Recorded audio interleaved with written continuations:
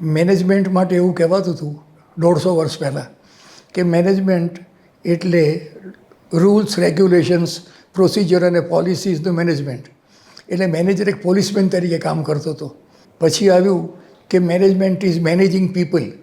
પછી સમજાયું કે આપણે પોતાની જાતને મેનેજ નથી કરી શકતા, તો લોકોને ક્યાંથી મેનેજ કરવાના.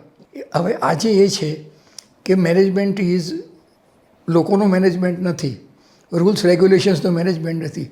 It's is a management of the knowledge of people. લોકોના મગજમાં જે જ્ઞાન છે એનું મેનેજમેન્ટ છે.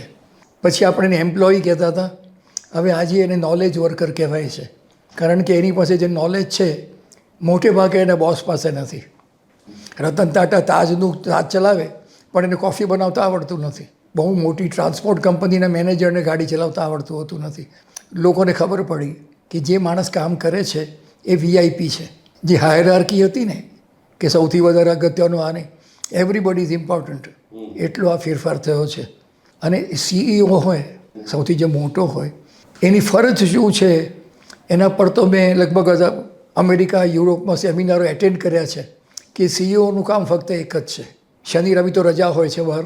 શુક્રવારે જે માઇન્ડસેટથી માણસ ઘરે જાય કે હવે મજા શનિ રવિ છે, મજા કરવા જઈશું, ફરવા જઈશું વગેરે વગેરે, એ જ માઇન્ડસેટથી એ સોમવારે પાછો આવે, એ જોવાનું કામ સીઈઓનું છે. That's all. પણ જ્યારે તમે કર્મચારીને વીઆઈપી બનાવો ત્યારે બધું બરાબર થઈ જતું હોય છે.